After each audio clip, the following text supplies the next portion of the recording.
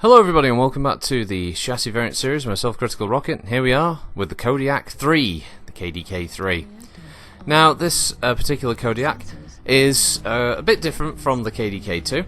It was built by Clan Snowraven in the mid-3060s and it becomes something of an anti-aircraft platform. Now within Battletech, LBs, and some of the longer range ACs like 2s and 5s were generally in lore considered to be things that could shoot down aerospace fighters and helicopters and VTOLs and stuff like that. But obviously MechWarrior Online and to a lesser extent some of the other MechWarrior games, that wasn't really the case as much. But one of the reasons this one was built was that it mounted two LBX-20s, one in each side torso, and 4 ER medium lasers. It's a brute of a battle mech, and it is exactly up the alley, I imagine, of many an MWO player out there. This thing has 4 energy and 4 ballistics, 2 in each arm for the energy and 2 in each side torso for the ballistics. The CT is empty, it does not carry jump jets, does not mount mask, and it has no ECM capability, thank God for that. So yeah, this is actually one of my favourite variants. I really like the KDK-3. It's probably the one I take out the most often because it's a pretty straightforward, no need to think about it. It's just a mech that you know what you're doing. You're going in and you're just going to shoot something, yeah? It's like, oh, I've got 2 of these things, blah, you just spray them across the chest or wherever with that, and that's 40 points of damage spread across the entire mech. Doesn't fire very quickly, and the heat can be a little unmanageable at times, especially if you start firing the ER mediums, but the LB-20s overall do a solid enough job. There's plenty of ammunition for them, and obviously with certain skills and stuff you can squeeze an extra few shots in there if need be. And if you want more, you can obviously mess with the engine size, you can get different results that way for more ammunition, more armour, more heat sinks, however you want to run it. So yeah, I still lament the fact that we've never really got any ammo switching capability, because I think that would have made this thing even more deadly. One of the reasons why the clans don't have standard ACs is essentially because their LBs were that. That was the whole point. They were multifunctional. Oh, I need a solid shot round? I'll just switch it to solid rounds on my LB. And then, oh, there's an opening in the mech that I can see. I'll switch it to the shotgun to tear up the internals. And it kind of sucks that we never got that function. It would have been cool, especially in a mech like this where you would have had this deadly, like, you know, AC-40 capability in there, and then the ability to switch half your ammo over, or whatever ratio you could take, because I think you could take it in 2/3, like half, or you know, a 1/4, and that kind of thing, however you wanted to set your ammo up.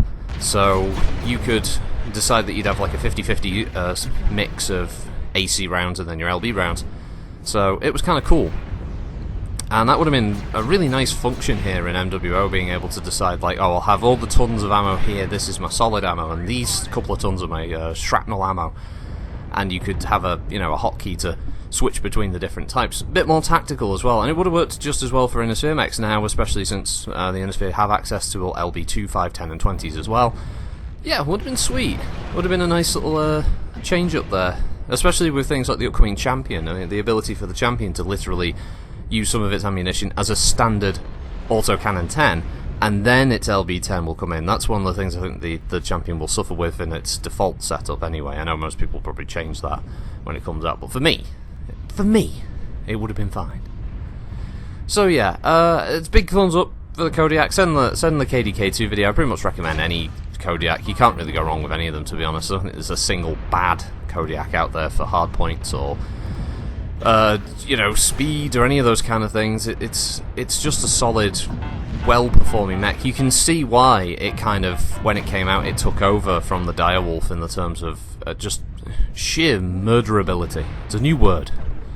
It was brutal. It's very, very popular. I think this is actually the model that's the most popular one, that's the KDK-3, because of the ability to mount quad Gauss, which if you've watched the streams you'd see the likes of Goober and Veronica running.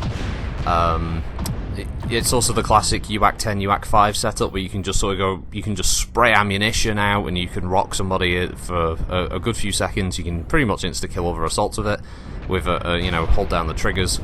It's a nasty piece of work, and it's got a lot of options available to you.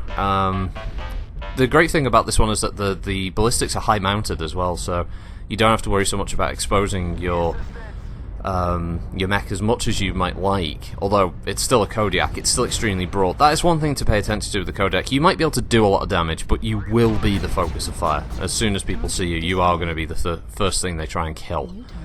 And there's no dancing around that fact. It is a solid piece of machinery. It's a bit like playing an awesome, is that as long as you're not being focused, you're golden, you're going to do a lot of damage. However, if you are the target of 2 or 3 mechs on the enemy team, you're going to see parts or bits of your mech open up very quickly. I think that's one of the major downsides of the Kodiak, at least in my experience. I'm sure there's many a qualified Kodiak pilot out there who can say otherwise, but you know, in my experience anyway. So yeah, it's a damn good mech, and I think this is pretty much the end of that round. It was a dark and brutal fight in Solaris Cities, turning into one of my favourite maps, especially for doing this video series.